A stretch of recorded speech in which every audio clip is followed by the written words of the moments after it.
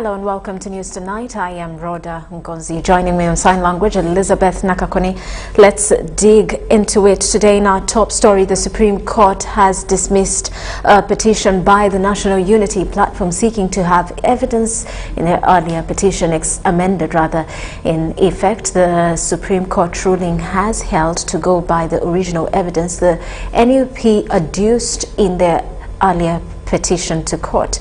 However, earlier in the day, the lead counsel to Robert Chagulanyi's legal team, Medet Segona, had requested court in his submissions to admit their application seeking to amend their earlier petition, saying that it would help court to carry out effective investigations into the controversial matter in the petition. In this report, Chagulanyi's lawyer, Segona, says the spirit of seeking for an amendment was not to bring in new evidence in court, however, to show court the irregularities from the respondents in the recently conducted elections.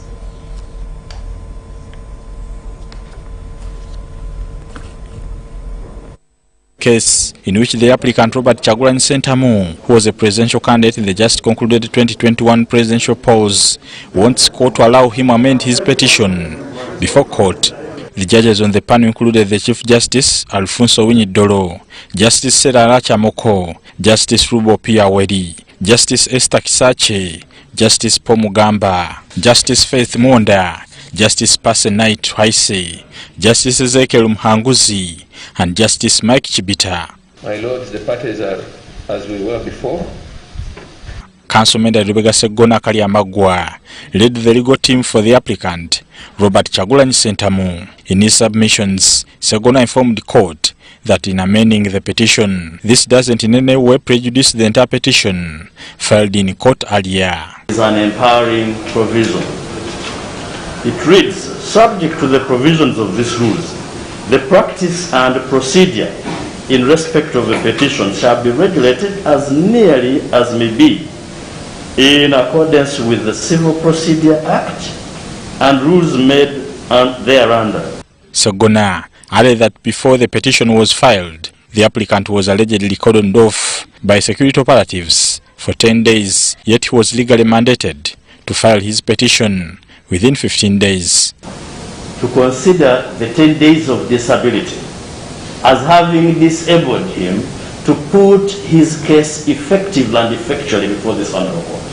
And therefore, now that he has his freedom and he has identified the gaps in the process, that's what he wants to present to this court. According to Segona, for court to allow the amendments, it's not to bring in any new evidence in the petition, but to add on to the illegalities that were committed by all the respondents in this case. Yes, it's a setback because we wanted to test the qualification of Zaidi Buhabulwa in contesting for the presidency in Uganda. Unfortunately, it has not been granted. For those other ones which already exist on the court file, I do not think it's going to be an easy task for him still. So we shall concentrate on that. It was in the same court that lawyer for the applicant asked court to strike out Oscar Kihika's affidavit, the legal advisor to NRM party, saying there was no letter attached in the reply, instructing Kihika to represent the second respondent in this matter. This was objected by defense. Counsel Joseph Masiko, leading a team of 4 lawyers representing the Electoral Commission, asked court not to allow the amendments on grounds that the law provides for such amendments when there are no fresh grounds of the petition being introduced. Equally, those two authorities did not and were not dealing with time that is set by the Constitution for filing an election petition, and whether going outside, allowing an amendment that introduces grounds that are fresh and would constitute fresh grounds outside limitation is permissible. They were ordinary amendment applications. Biencha, a lead counsel for President Museveni, in his submissions told court that the reason why court put time limits, it was to allow court, petitioner and the respondents do their work. Counsel Biencha added that by granting Chagulanyi leave to make amendments, it will stop court from meeting the constitutional timelines for concluding this case as required by the law. Even if this court finds that it has the right to amend, it cannot allow any amendments that are made after the expiry of the time for filing a petition. After a 3-hour adjournment, court reconvened and the panel's decision was read out by Justice Stella Rachamoko. Pertaining to non-compliance with the laws and the alleged commission of electoral offences are already pleaded in the petition. What remains is for the petitioner to adduce evidence in proof of those matters. However, court finds that the issue of qualification of the first respondent raised in the proposed amended petition is a new matter which comes outside the limitation period for filing a presidential election petition. Therefore, we disallow it. In the event we disallow this application, we shall give the detailed reasons in the final judgment. Court reconvenes this Thursday for pre-conferencing. Bernard Higa, UBC News. Meanwhile, the National Unity Platform prayers to court seeking for an amendment have suffered a stillbirth after the principal legal advisor to government, the Attorney General William Byarhanga, used the 2016 John Patrick Amama Mbabazi versus Museveni case to form a basis upon which the NUP's prayers for an amendment to their earlier position fell off the cliff to be considered as it was in the original format. In this report, treading carefully with the facts, the Attorney General told court that the Mbabazi versus Museveni court ruling of 2016 pointed to a fact in its recommendations that it required time to file and deliver any verdict in any petition, a position that the very Supreme Court has concurred with in its ruling to maintain the status quo of adhering to NUP's evidence in their earlier petition.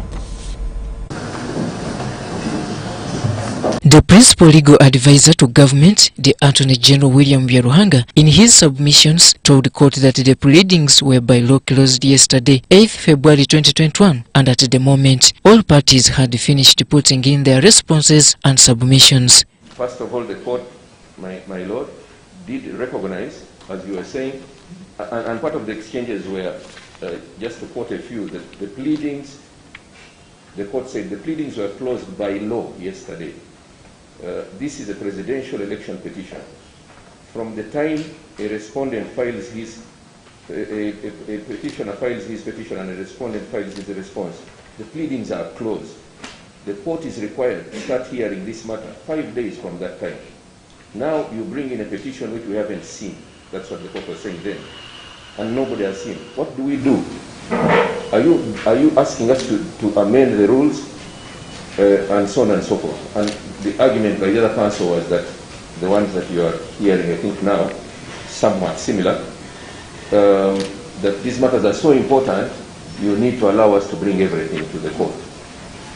Now, basically, my lords, that was the background, the genesis of this issue about the dispute about time frame.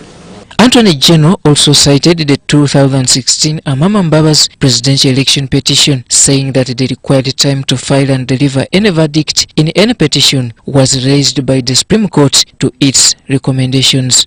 The petition has come to this Honorable Court under sections 98 and 100 of the Civil Procedure Act that provide as follows. And by the way, while I was still discussing the election petition number 1 of 2016, the recommendations by the Supreme Court to the Attorney General were taking into consideration the fact that the petitioners then were complaining about the lack of sufficient time. The recommendations which were enacted recently, the Attorney General followed the recommendation of the Supreme Court and went ahead to ensure that these recommendations were abided, and these recommendations resulted into the extensions of time. For example, the day of holding a new election, if the current one is annulled, the time of presentation of your petition. Of course, sadly, the only thing that was not increased was the time for the reply by the respondent. On this, the petitioner's time was extended from 10 days to 15 days. Beruhanga then prayed to court to dismiss the application, saying it lacks merits on all grounds for court to grant it. Well, I submit that the third respondent will suffer prejudice if this honorable court allows the amendments, because the proposed amendments are intended, in our opinion, to defeat the respondent's answers to the petition as they attempt to respond to the deficiencies raised in the respondent's answer. You see, in our view, it is disingenuous for the petitioner to now come to court seeking your indulgence to amend the petition, when, as I've already said, it had more time than the respondent, who has since adhered to the strict timeline of filing the respondent's answer within 3 days from service. We therefore pray, my lords, that this court finds that there are no sufficient grounds for amendment of the petition, and the applicants have not satisfied the criteria for the grant of leave by court to amend the petition. According to the presidential election petition rules, there is time to limit the filed petition, and this means that for court to allow the amendment, it will have violated the civil procedures rules governing the honorable court. Let us recall, my lords, that under Article 1043 of the Constitution as amended, it is mandatory for the determination of this matter, together with its findings and reasons, to be in 45 days. It is mandatory. The Supreme Court shall inquire into, and that's section 59(3), and determine the petition expeditiously and shall declare its findings not later than 45 days from the date the petition is filed.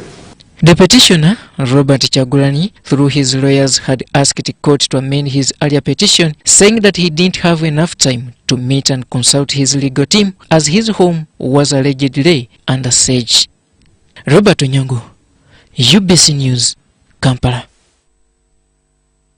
Meanwhile, Parliament has deferred the passing of a supplementary budget to Thursday this week following missing links raised by members of Parliament.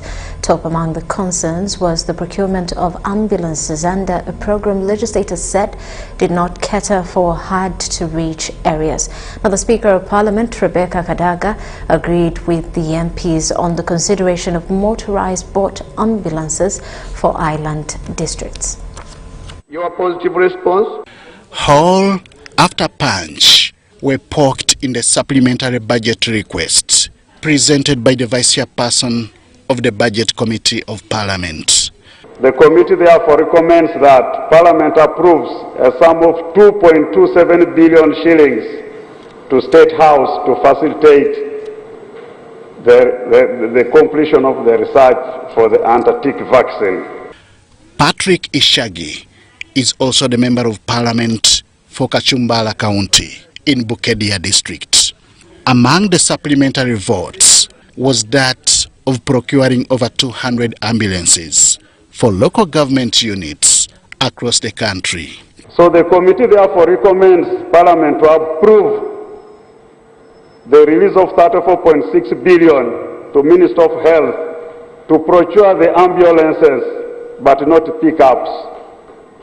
Good as the move may be, members of Parliament were not convinced. I just have one question. On page 8 on the issue of ambulances, I would just want confirmation that the islands have got what ambulances. I don't know whether these are to be used on the road or even in the islands. There's no way you can say they are planning to buy pickups or ambulances for 254 districts, and then you think later on when it comes to implementation, they will consider the islands. This ministry has ever bought ambulances which are double cabin pickups. So the specification must be known ab initio. So if they are ambulances and if they are for islanders, what type? If they are for people on islands, are they going to be special boats that have all those conditions that but there are so many ambulances that we are bought, Madam Speaker, by the same ministry when we are double cabin vehicles. In fact, we need to give also due consideration For this, there are also ambulances, aircrafts, these small ones, which could help reach actually access those places which are not accessible by these vehicle double cabins for purposes of giving due consideration to all parts of Uganda which are hard to reach. As if that was not enough, the request for land compensation funding attracted more suspicion. So government found it fit that this land is bought by government from the one Kichoncho Medad, coming to a total of 3.844 billion. Who carried out the valuation to ascertain the figures that are reflected in the supplementary budget? That let the minister just ask for time and reconcile these issues with the chairperson of the land commission, or we disregard the issue of that compensation and move with the rest of the items. Not even an explanation by the Minister for Lands, Betty Kamya, was enough to calm the heat.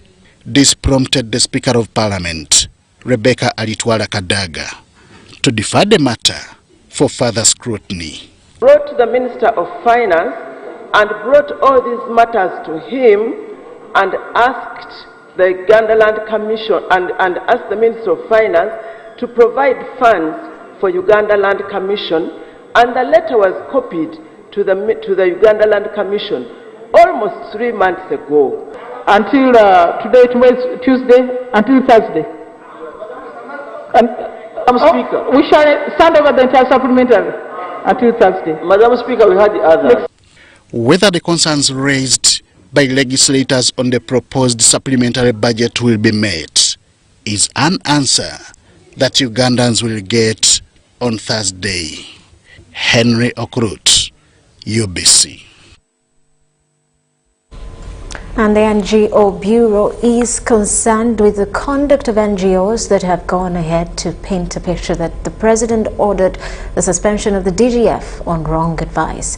Patrick Onene-Zaga, the public relations officer, told journalists at Media Center that the president acted within his powers and therefore called for the affected NGOs to respect government decisions. Ivan Kawa has details.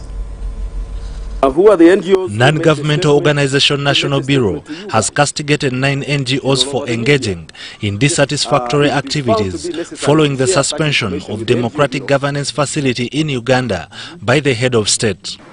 The premature actions by some of these NGOs has created anxiety among the public without adequate facts, hence precipitating uncalled for conclusions, a diversion and distraction from the concerns raised by His Excellency the President. The NGO Bureau spokesperson, Patrick Onen, discourages NGOs from operating in isolation. To desist from uttering and issuing disreputable statements, as any continued action in this part will certainly attract appropriate reprimands.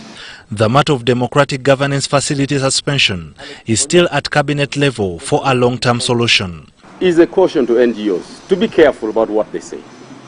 It's not to say don't say. Until the democratic governance facility clears issues pertaining to its official position over its suspended activities, Patrick urges NGOs to follow administrative routes to operate under the current circumstances. And prepare a report highlighting, among others, the nature and importance of the support they were receiving and the impact the suspension of DGF has on their activities, and avail such information to the investigating authorities through appropriate channels. The non-governmental organization National Bureau is in charge of regulating 2,228 NGOs legally registered as of February 1st, 2021 to operate in Uganda. Ivan Kahwa, UBC News. Not for A team from the Inspectorate of Government is in West Nile carrying out a verification exercise on how communities benefited from the Northern Uganda Social Action Fund. This follows the suspension of Arua district from receiving over 450 million shillings meant for the communities that were allegedly misappropriated by the former Chief Administrative Officer Ochengel Ismail and a non-government organization. The misappropriation of funds by the former Chief Administrative Officer Arua, Ochengel Ismail, together with the non-government organization identified as Odobo Paul, could cause government $1 billion loss following a petition filed to court by Equator Seeds Company, which supplied seed and other items to community groups in Arua district. This has made the team from the Inspectorate of Government, led by the Director of Projects, Risk Monitoring and Control, James Penyui, to ask district officials to reconsider settling the matter out of court and to also engage government to minimize losses. Up to now, the supplier has not been paid. I was also told the supplier has gone to court, has sued the district inclusive. It is very unfortunate because through that route, we are not only going to lose the 450 million, but there is going to be additional cost. Actually, I'm told the supplier is asking for about 1.something billion. So you can see it's going to be a huge loss to government. James Penyui says the inspectorate is to start giving out reports on a timely basis so that action is taken promptly. On the disbursement of 4.3 billion shillings among the 22 projects for 157 Northern Uganda Social Action Fund 3 in Arua district, James Penyui says there was no approval at the sub-county and district level, which led to its misappropriation, hence the need for a verification exercise. Without your auditors checking and verifying and saying these are proper accountability, this is very wrong. Accountability is not just a receipt. That receipt must be genuine. That receipt must reflect. The need to train the community about government programs has also been identified as key, with record keeping as priority. It has also been discovered that there is a lot of laxity in supervision, and district officials were tasked to go back on the drawing board and focus on their mandate. How 450 million shillings can disappear and projects are left in limbo, and that this district is left, is put in lockdown, to use the director's words, for about a year without getting funds, which funds are supposed to help the people down there to get services. That shows also probably a lack of close supervision. The Chief Administrative Officer Arua, Esri Ludonath, addressed the challenge of disintegration by some groups. Our groups tend to only be very active when they are receiving, when there is something that they're envisaging to receive. I think if we moved around the part of northern Uganda, the initial 18 districts that were under NUSAF 1, even the signposts are no longer there. Members of the inspectorate proceeded to Terego to ascertain whether the real beneficiaries benefited. $200 million has been released by the World Bank for NUSAF 3 projects to benefit 14 districts. Mutonyi Hilda and Sudat Kaye for UBC.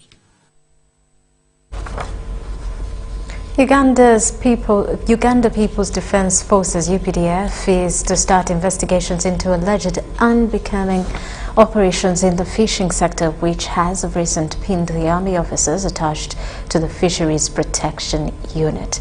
Chief of Staff Land Forces of the UPDF, Major General Lockwood Chanda, has assured Ugandans of better service delivery after meeting with representatives of a section of fisheries organizations in Uganda. The meeting, held in Kololo, Kampala, noted how the recent political season caused more mayhem than good in the sector after a section of politicians fed false information to the communities. Involvement of the army in the fisheries sector through Fisheries Protection Unit has on several occasions been a scapegoat to the increasing crimes related to the fisheries sector in Uganda. The alleged offences involve mishandling and compromise of the fishing activities in various water bodies of Uganda. This follows cries by several stakeholders in the fishing sector, which also witnessed the Speaker of the 10th Parliament, Rebecca Altwala Kadaga, ordering a halt on the FP operations on Ugandan lakes in 2019. In the recent political season, several politicians, including Forum for Democratic Change former presidential candidate Patrick Oboy Amrit, were seen criticizing the army involvement in the fishing operations. You are claiming the fish is undersized, but it is found on the market. Now, a committee led by the Chief of Staff, Land Forces of the Uganda People's Defence Forces, Major General Leopold Chanda, has met leaders of the several fisheries organizations in Uganda to discuss modalities of working with Fisheries Protection Unit, FPU, and harmonizing on the operations of the different fisheries organizations so as to improve on the fish stocks in the country's lakes amidst reports of re-emergence of illegal fishing practices that is threatening the fishing industry. You get to understand that we are doing it for the good of all of us, and we are not targeting any of these associations. The leaders observed that since the political season in the country, there had been a significant reduction of the fish output from the lakes due to politicization of the operations of the FPU. Very true, there has been a bit of laxity, and as I talk, by the way, there's a number of small canoes have come back, and a number of bad gears have come back. But now that we have talked all about that one, and the general has assured us of full participation of FPU, I think we are going to go back to our levels of the November, October, and August. So, FPU and all the fisheries organizations were tasked to step up on their operations to arrest the deteriorating situation, but cautioned to act within the law at all times. So we encourage and ask the Fisheries Protection Force to intervene and stop this trade in immature fish to save our resource. Major General Chanda promised the leaders that there were arrangements to make in-depth investigations on not only the capital offences raised, but on all the complaints registered. We also would like to hear from you the challenges faced during the operations of the FPU personnel, both on your side, how you interact with them, but also what you have observed.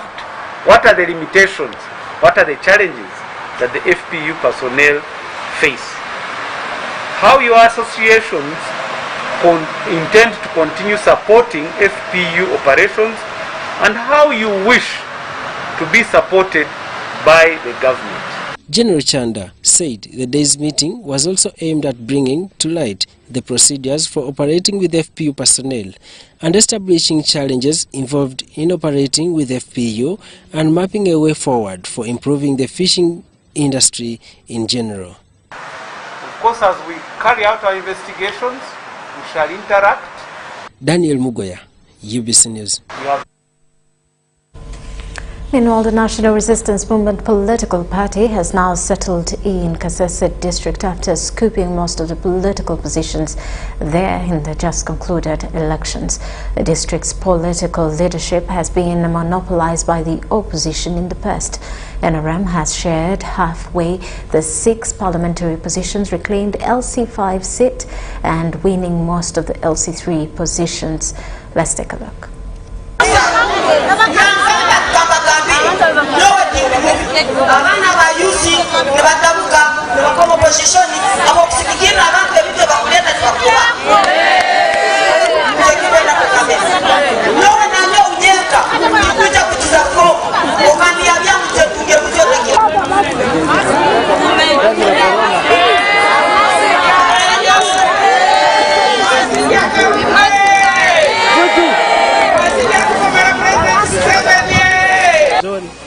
Where President started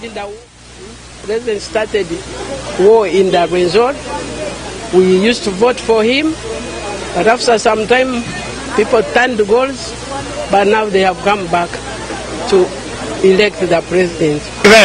Because even in Museveni passing, they were the youth that participated fully to look for the votes of President Museveni. So we have very many plans that are encompassing the youth, and the youth are very delighted.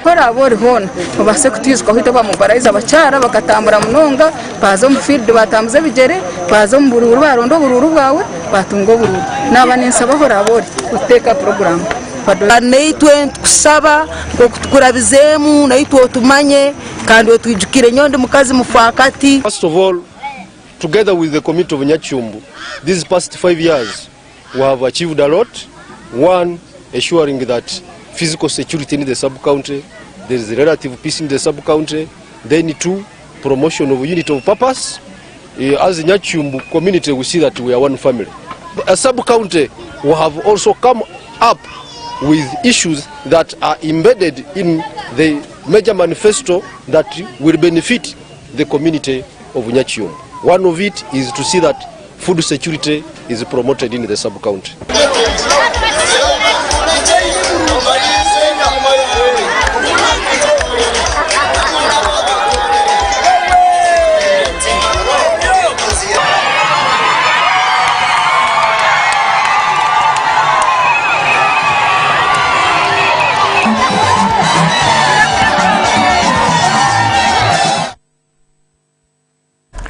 Also, the NRM MPs elect in different regions have tasked political actors to reflect their governance on the rule of law in the run-up to the 2026 general elections. The National Youth MPs the MP elects for the party were concerned that there is gross escalation in the number of abductions, even with the presence of policies and law. Let's take a look. The NRM members of parliament elect from Central, Eastern, Western and Northern regions have today converged at the party headquarters in Chadondo to reiterate their plans for this term of leadership. These have committed to serving peace and unity for the change they need. We are very much determined to ensuring that we secure the future in the coming term. We reaffirm our devotion and commitment to serve the interests of the young people. We do not want to leave anything regarding the young people unattended to. We have to work together. It's time to work, not time for grudges. Poverty does not know the color, the height of the individual. We must stand as a team for the unity of this country and desist from any uncivil and unruly nature of the political terrains that a few individuals had taken this country toward. That whatever program that the government wants to roll out for the young people, we request that there be high involvement of the young people. Because we are going to act as a linkage between them and the government programs available for the youths. Youths have been encouraged to focus on innovation, enterprise and their reign of leadership, since government is committed on attracting investments and investors to the country. The inclusion of young people at the core of the decision-making of government projects, of youth development initiatives is very important to see that our locally suitable solutions are put into context and young people's capacities are built. These have also promised to task government, explain the missing gaps within the information flow that seem to create an informed community about government programs. The youths are the most affected when it comes to fake news. To sanitize the citizens, the young people of this country, and take the correct information to them, the correct government information to them. Member of Parliament-elect Eastern Region Bernard Odoe has cautioned all political actors to use rule of law and the available policies on those that have fallen victims of abductions instead of playing blame games. Let's adhere to the rule of law. If your person has been arrested, the law provides for habeas corpus. These youth members of Parliament-elect have asked youths to take advantage of all the available opportunities for their growth, since white-collar jobs are not enough with the growing population. Shaidat Nasaku, UBC. Jinja Municipality East Constituency Legislator Paul Mwiru wants government to start employing public servants on regional basis. According to the legislator, this new move will help resolve the perceived imbalances in public service jobs. Honorable Mwiru's proposal The proposal by the Jinja Municipality East Constituency MP is contained in a bill that will see Article 32 of the Constitution amended to compel government to recruit, appoint and promote public servants on a regional basis to have an equal share of government jobs. The bill is now before the Parliamentary Legal Affairs Committee for scrutiny before it is tabled in the whole House. All I'm saying, Mr. Chairman, maybe let me give an example for the purpose of the Vice Chair and the committee.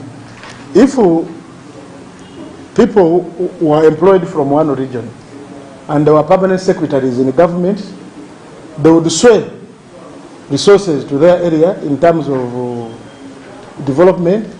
They would educate their children even further than any other, and when a job is advertised, they would be best suited actually to work in those offices. Yet if an opportunity was given to everybody, Mr. Chairman, there would be balanced recruitment in the government. Mr. Chairman, I'm not even saying that even those who have taken a lion's share should not benefit when there is advertisement of the job. I'm only saying that the merrymaking, yes, has been there. For now, it is only in security organs where every district across the country is given the same number of recruits, but other sectors have no affirmative action in which, according to Miru, has brought injustices. But what I know is that there are people in Kisoro, Mr. Chairman, with your permission, who are qualified to do the jobs which are already advertised in public, but there should be regional balance when it comes to recruitment. Mr. Chairman, I should be clearly understood. I'm not saying that my area shouldn't get more than any other region. I'm only saying it's only fair that the imbalance which has existed for all that long should be addressed now. The danger would lie not even stopping the imbalance for fear of being misunderstood. The imbalances in public service jobs, according to some members of the Legal Affairs Committee, started way back from colonial times as something they think is hard to fight. People from the north, if you looked for police, prisons, the army, they also came from that region. Nobody complained. They dominated. Now, I am getting old, hopefully not yet, and this question of imbalances is coming. So, to the mover, I support you, but at the same time, let us look back at what is actually the root cause of why we are complaining. We had issues with the women. There was such a time in Uganda where it was so hard for women to occupy certain offices.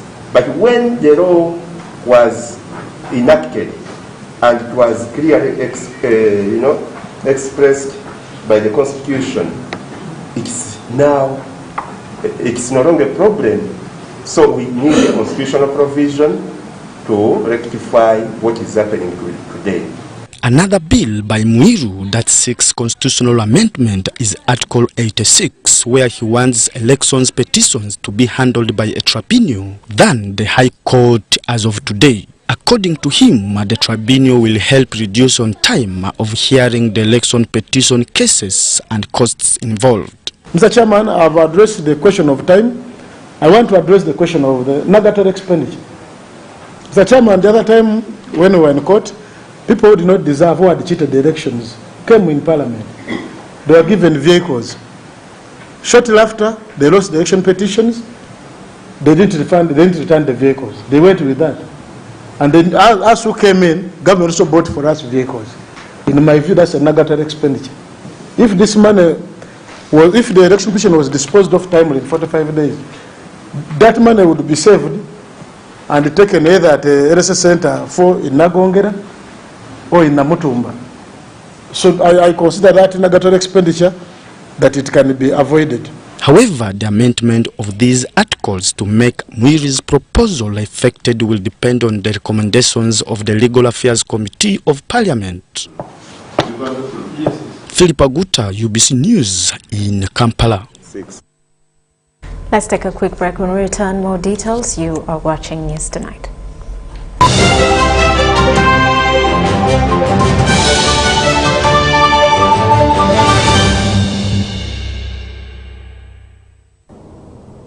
The The day the world stopped was the day we found where to go.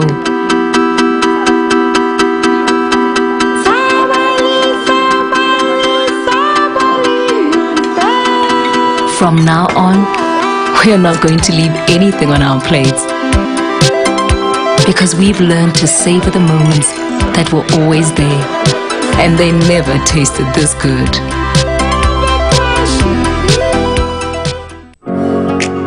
It's no secret that ICT makes learning easy. The strides made in our field could not be possible without it.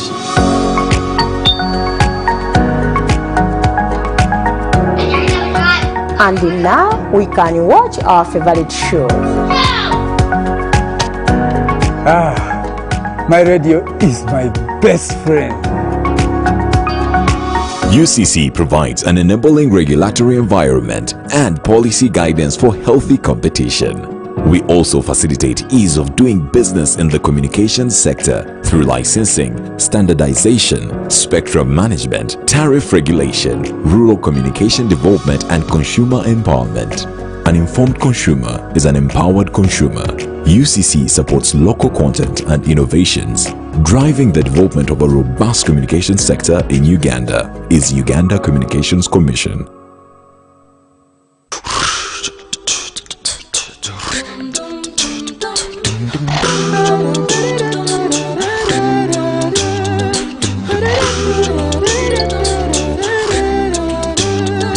Yellow, how are you?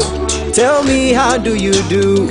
We're here to show some appreciation for the things you do. Sent you for today, and they sent you for tomorrow. Sent you for every time and everywhere you go. We love you so, and we enjoy life with you. We are happy, happy, happy to know that we will go with you. That's why we say thank you, thank you, thank you, yeah. MTN yakwebaza nti thank you olw'okutulonda mu bangi. Kozesa MTN mobile money bundles olw'empeereza ya MTN endala yonna weefunire thank you points gy'okoma okukozesa gy'okoma okufuna thank you points. Tweyama okubaweereza emyaka mingi egijja mu maaso nga tuli ffenna. Thank you.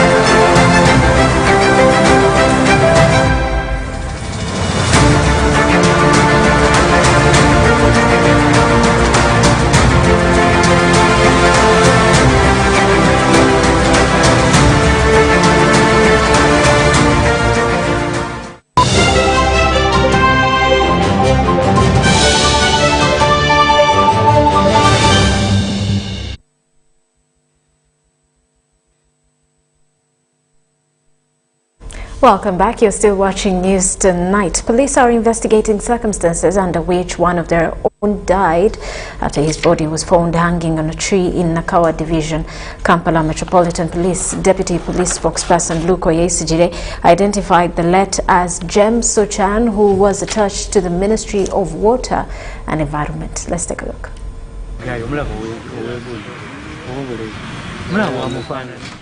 Residents of Banda, a Kampala suburb, woke up to a sad moment when a police officer's body was found hanging on a tree in what looked like a suicide aftermath.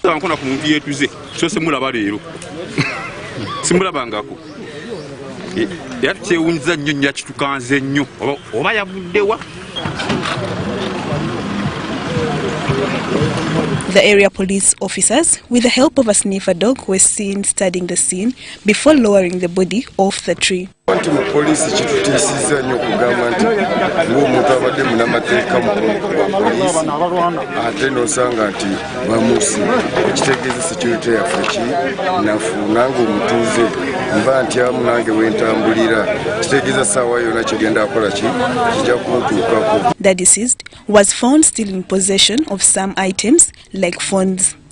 Kampala Metropolitan Deputy Police spokesperson Luke Owesigire identified the late as James Ochan, who was attached to the Ministry of Water and Environment. We were able to identify him by the phone that was in one of his trousers. He was putting on a police trouser and a casual shirt on top. And more details, of course, will be availed as they come. Residents say the deceased was not known in the area. They, however, allege that it could have been a well-planned murder disguised to look like a suicide. Naye omwami ayese tetumulabangako tetumumanyi ate n'ekitwewunyisizza ng'ayambadde engoye za poliisi kitegeeza alina gye yaggiddwa okuleetebwa wano ate mu kuleetebwa buli kimu ne kimulekebwamu kye kitwewunyisizza.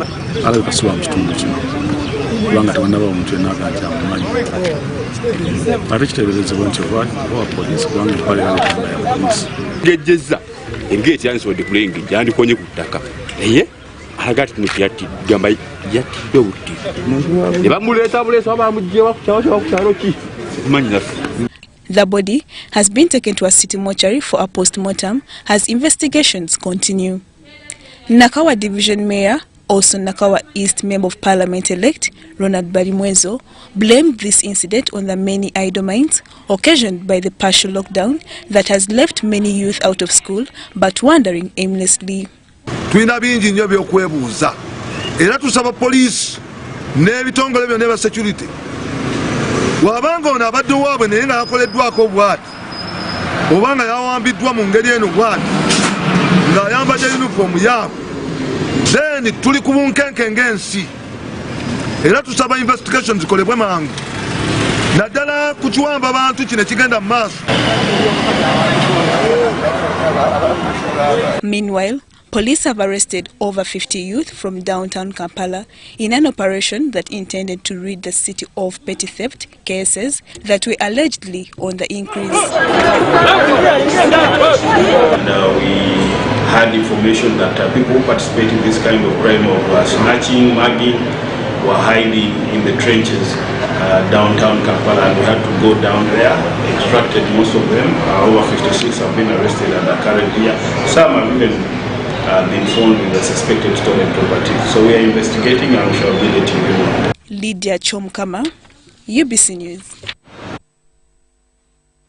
Panic and fear grips Uganda's health authorities as the neighboring Democratic Republic of Congo reports fresh cases of Ebola in northern Kivu province. Now the Ministry of Health has dispatched surveillance teams to districts neighboring the country to carry out risk assessment.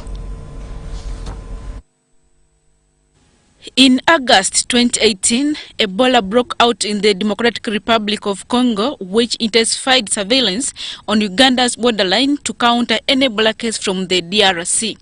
Uganda Ministry of Health was shifted to put in place control and preventive measures, which included border screening and vaccination of frontline health workers. The Ministry of Health is strengthening Ebola preventive measures following fresh reports of Ebola outbreak in the Democratic Republic of Congo. Ministry of Health, we've already been informed about the resurgence of Ebola in Democratic Republic of Congo in the northern Kivu province, and as a ministry already today we had our national task force meeting, and a team is going to be dispatched to the high risk districts to conduct risk assessment.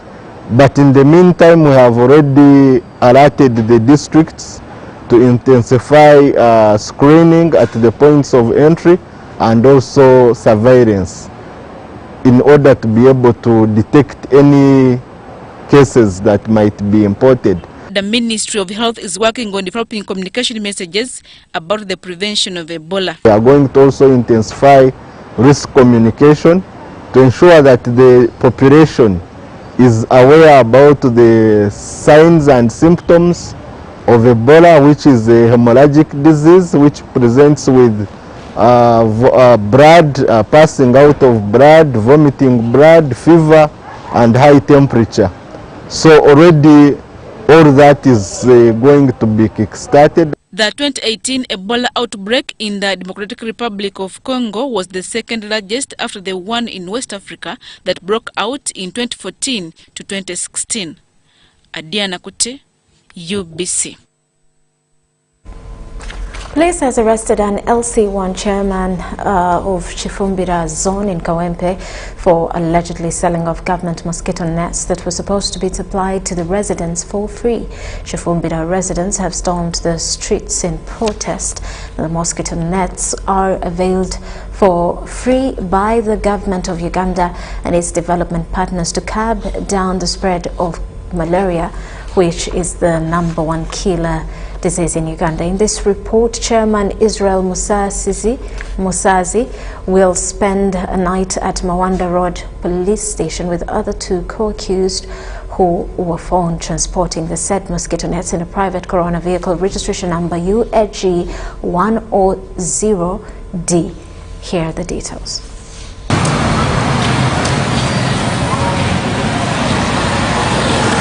Malaria remains the second killer disease among children under 5, claiming 42 children daily and 1,095 annually, according to the Uganda Demographic Health Survey 2011. Over the years, the Ugandan government and partners have been calling for more investments towards the reduction of malaria deaths, especially among children and women who are more vulnerable.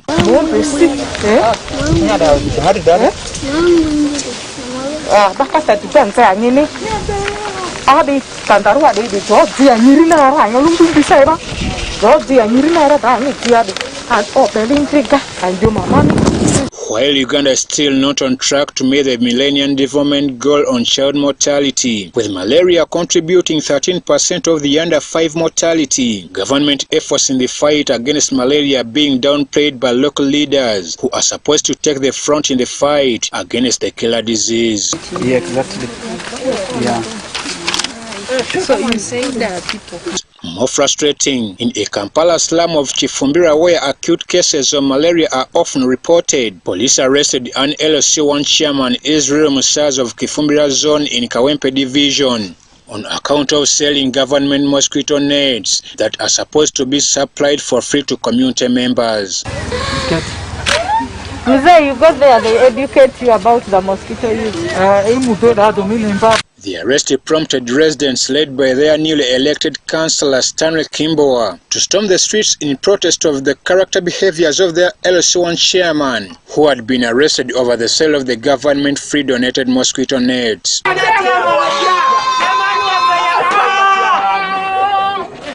Israel Musazi, the area chairman of Kifumbira zone, apparently under arrest, will spend a night in detention as police prepares charges against him and subsequently be produced in court.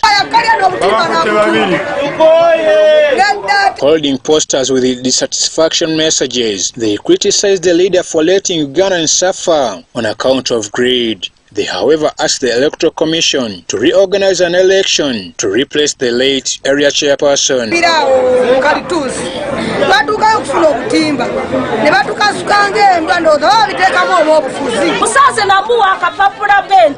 nansukuma nagamba demabeka safuna katimba enti bwebanga erese ebintu byayo eri abantu bayo waliwo abantu besosola omujja mweno zone naye kitali ekyo batasobola tulemerera tukyalwanyisa mu byali waggulu natali wano wansi atalina muntu tasobola tulemerera twagala tutegeka okulonda okwabuliwo era okwamangu eddayo commission ewulira eddoboozi lino. George William Nsebabera, the area mobilizer, says government programs in the area have always failed due to selfish interests of leaders. Ebintu akukuta bukukusina byo tetubitegeera ebiseera ebisinga kubanga nze kimanyi bulungi nti gavumenti bweba erina ekintu kyeteeketeekedde abantu gwenga chairman oyita executive yo nobaga program gavumenti gyetuwadde yeeno. Deputy Police Spokesperson Kempi Lukowe has confirmed Israel Musazi's arrest and how he was caught. Metropolitan is holding one Musazi, Israel, of participating in theft of government stores. This is after he was found in possession of government stores of mosquito nets, 7 sacks, and each sack we got to know that he is already having over 300 mosquito nets. I'm Ivan Juko reporting for UBC News here in Kawempe. Now, a new era in Karamoja, from a life of a herdsman to that of a fisherman. Karamojong in Karenga district have welcomed the fish growing idea brought up by development partners of Andre Food International FAI and World Food Program. Now, this comes after realizing that many children in the region are malnourished due to poor feeding. Research made by FI Uganda indicates that Karamoja has 40% of malnourished children in the country. Districts with a high number of malnourished children include Apak, Nakapiripiriti, Kabong, Abim and Karenga. Children who are below 5 and pregnant mothers are at a risk. The coordinator AFI Uganda, Timothy Kibere, says government and development partners in the region have put more emphasis on securing the life of young ones.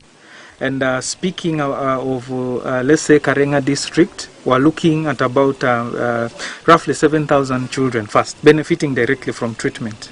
With the aid from World Food Organization and AFI, over 10,000 children have died in Karenga. So far, 7,000 malnourished children are admitted. 10% of the children suffer acute malnutrition, and over 50% of children are stunted.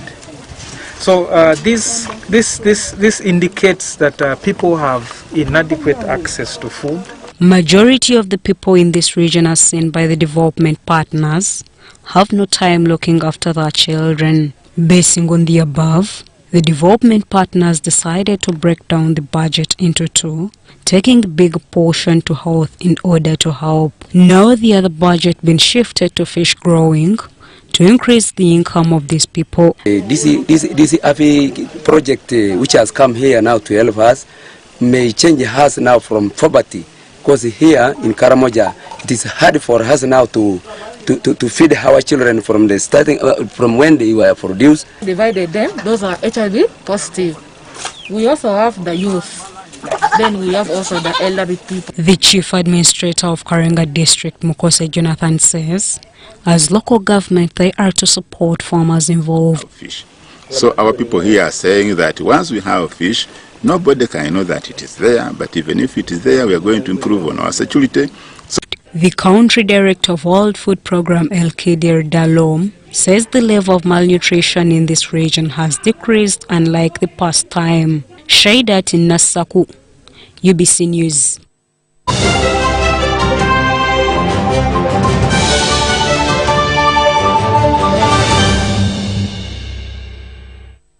In business news, 100 youth from across the country have been boosted with 100 million shillings for their businesses, with each successful person bagging 1 million shillings to start a business of their choice. From 400 business proposals, Enterprise Uganda selected the best 100 that were given startup capital. A climax of events was in Gulu City. 1 year ago, I learned these things. It was my dream to learn these things. It all started as mere presentation of business proposals, but today it is a reality and probably the making of future entrepreneurs that will lift Uganda's economy to the next level.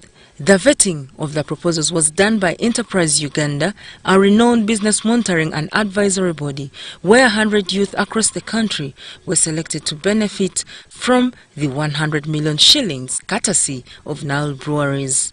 Now, it's all smiles as these successful youth have all received 1 million shillings each to boost their businesses.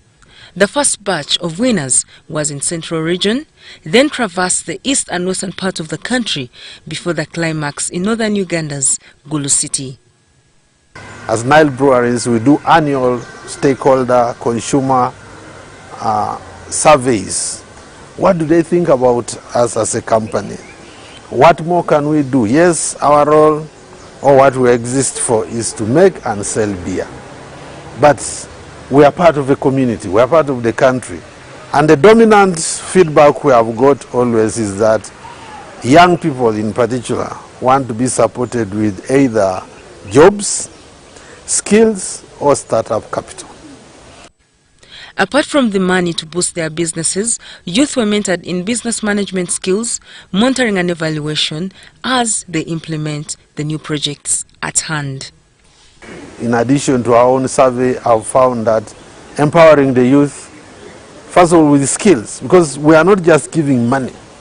We are working together with Enterprise Uganda, first and foremost, to help the youth understand what you can do with money, small or big money. It doesn't matter. If you don't know what to do with it, the difference will be the same. You will fail.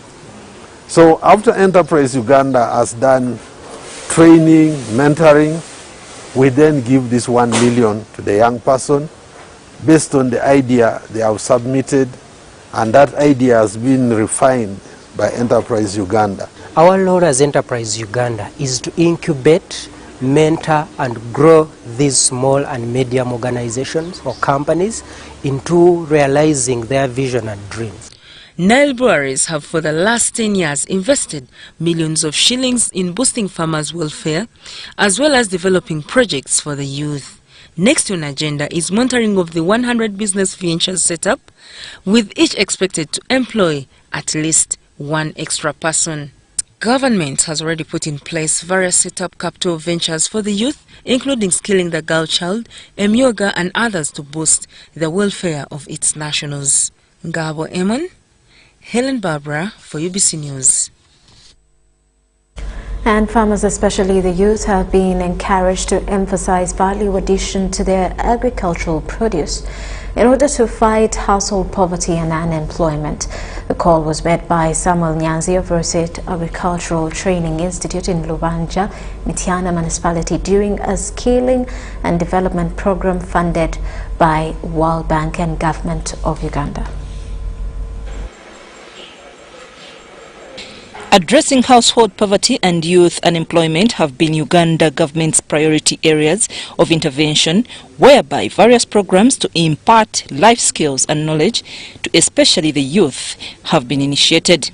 Samuel Nyanzi of Rosid Agricultural Training Institute in Lubanja, Mityana Municipality, says COVID-19 has had dire consequences on the youth, with many of them being rendered jobless as a result of the pandemic. This is a very important project to take place during this COVID era. Youth have been out there, but they have been doing nothing, be redundant. But we are very privileged to be part of this skilling program, whereby we give students, we give young people, we give people, the youth, the skilling in different aspects, such as we skill these students in poultry, we skill these students in coffee, banana and food processing. However, there is light at the end of the tunnel. Mr. Nyanzi made the remarks during the Skilling Development Program funded by the World Bank and Government of Uganda, implemented by the Private Sector Foundation under the Skilling Development Fund. So that Uganda is endowed with a lot of resources whereby you can start a business without even having to invest any money in it. For example, now people are making herbal teas which are nutritious and which are medicinal, but these teas, they get just what we could call weeds, but for me I call them self-seeding plants. And I encourage youth to actually get skills, learn at least a skill which you can use to earn money. Nyanzi, however, advised parents and the youth to take vocational skills as important to get employment and get rid of poverty. Some of the youth undergoing this skilling development program commend government and the World Bank for their efforts geared towards ending household poverty and youth unemployment. Quite a number of things like juice making, jam making, oil extractions, and these things are going to help me after the school, because right now I'm sure I can make jam that can go to the market. I'm sure I can make juice that can go to the market, and I really don't have to look for a job because right now unemployment is kind of really high in our country. Skills which I never had. So that will help me to provide some skills to the others, to the other youth.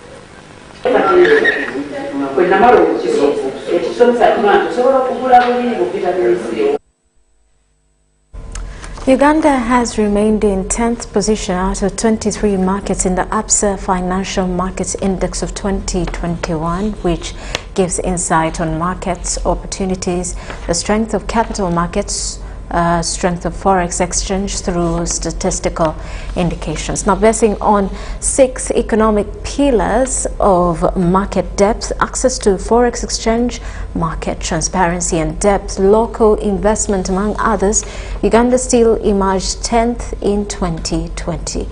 Mark Wadulo has more. As African economies recover from the adverse effects of the COVID-19 pandemic, it has become necessary for various enterprises to utilize available, updated and relevant information that guides economic recovery.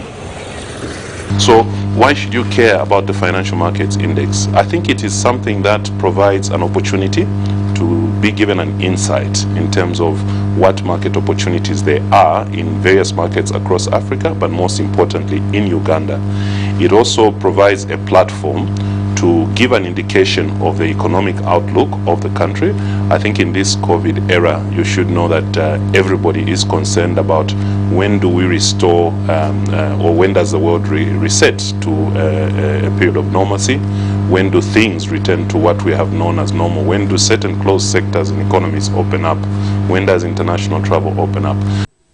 Out of the 6 pillars that the index is built on, Uganda scored 42% on Pillar 1 of market depth, 67% on Pillar 2 of access to foreign exchange, 80% on Pillar 3 of market transparency, tax and regulatory environment, 15% on Pillar 4 of capacity of local investors, 70% on Pillar 5 of macroeconomic opportunities, and 39% on Pillar 6 of legality and enforceability of standard financial markets master agreement.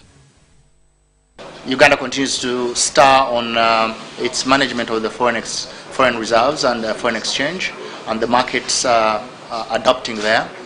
Obviously, we are big players in that side of the market in terms of acquiring of long-term financial assets like government bonds. We continue to see that price discovery is one of the important things, and the increase in the tenure of government bonds was a good development, certainly within this period of the market index. The experts assert that local investors' willingness to invest in domestic markets can have a significant impact on market development and growth. For me, the main takeaway is the issue of Pillar 4, the pillar that talks about the capacity of local investors.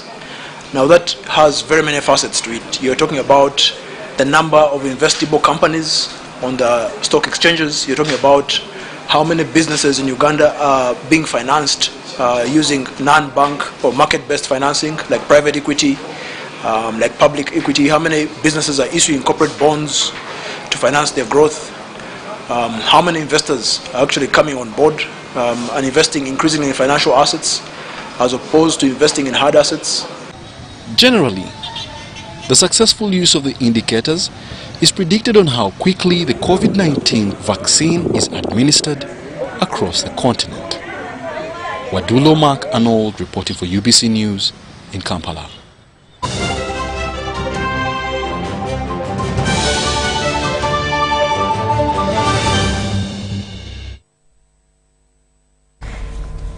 In Sudan, the transitional government, the Prime Minister Abdallah Hamdok announced a new cabinet composed of 26 ministers on Monday, while 25 ministers have been chosen.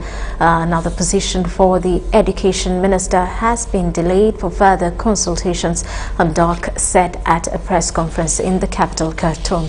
The prime goals for the new government are to overcome the domestic economic crisis, push forward the peace process and carry out institutional restructuring. According to the Prime Minister, the peace deal signed by the Sudanese government and armed groups in Juba, South Sudan on October 3, 2020 stipulated involvement of the signatory groups in the transitional period, governmental bodies including the Sovereign Council, the Cabinet and the Legislative Council. The Legislative Council is set to be composed of 330 members, while a commission is set to be established for the formulation of the Constitution and the Constitutional Conference. The Sovereign Council consists of 14 members after 3 members of the parties of the peace process were added, while 7 ministries in the new government have been given to the parties of the peace process. The establishment of new government was originally set on 4th Feb, but has been postponed due to the pending appointment for a number of ministers.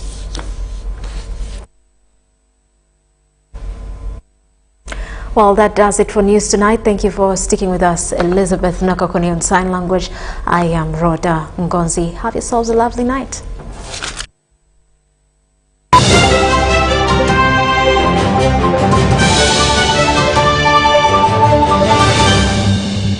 Brought to you by At Umeme, your safety is our top priority. Report illegal practices to Umeme when you detect them. Download the Umeme app for other services. Stay alert, stay safe, save lives. Umeme, powering Uganda.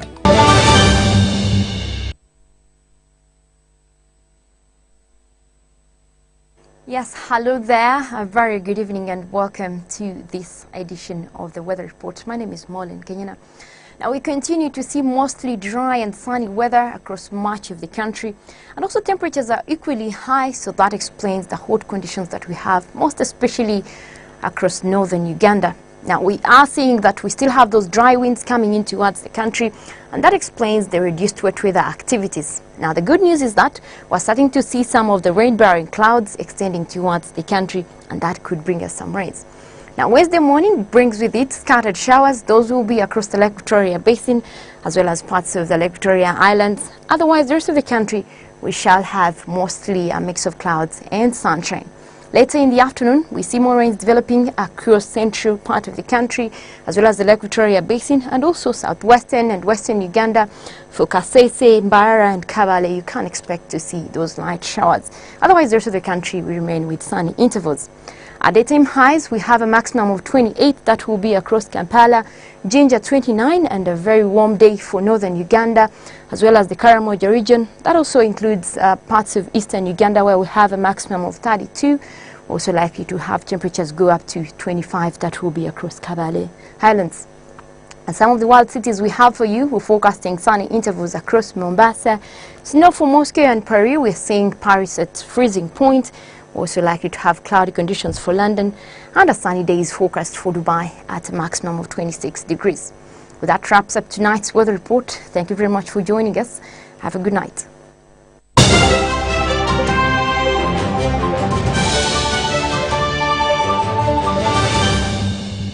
Brought to you by At Umeme, your safety is our top priority. Report illegal practices to Umeme when you detect them. Download the Umeme app for other services. Stay alert, stay safe, save lives. Umeme, powering Uganda.